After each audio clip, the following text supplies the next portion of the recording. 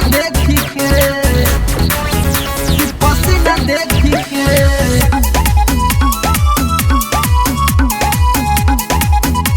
पसीना देखी के।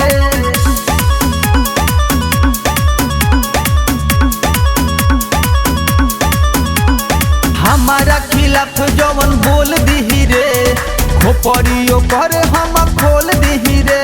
सुन बेटा खोल दी रे, हमारा खिलाफ जवन बोल दी रे, खोपड़ियों पर हम खोल दी रे। हम तो परी रंगदारी खुली आम गोली बारी, देखो तानी पवन देता गवाही लिख के। हरल कोट में गोली मारब हम जान, बैठल जज के भी आ जाई पसीना देखी के। हरल कोट में गोली मारब हम जान, बैठल जज के भी आ जाई पसीना देखी के।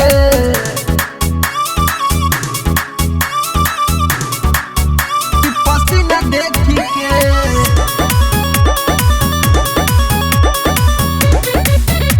पसीना देखी के।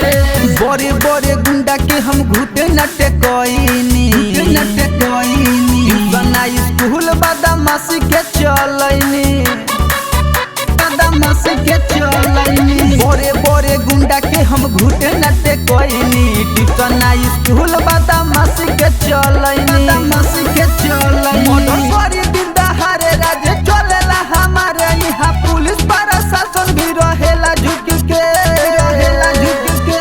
हर कोट में गोली मारब हम जान, बैठल जज के भी आ जाई पसीना देखी के।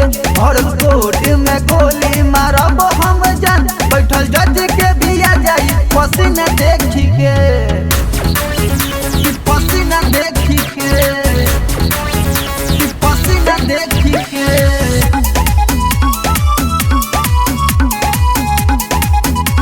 पसीना देखी के।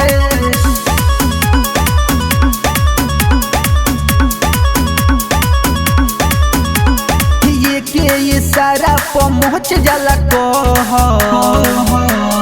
बरजस के नाम सुन कापेला शहर, कापेला शहर। एके इशारा पहुँच जाला कहर, बरजस के नाम सुन कापेला शहर, कापेला शहर। हम चले मैं खाना कुछ करे नहीं थाना, टीवी न्यूज पर आइल बाई नाम लिख के। हरल कोट में गोली मारब हम जान, बैठल जज के भी आ जाई पसीना देखी के। हरल कोट में गोली मारब हम जान, बैठल जज के भी आ जाई पसीना देखी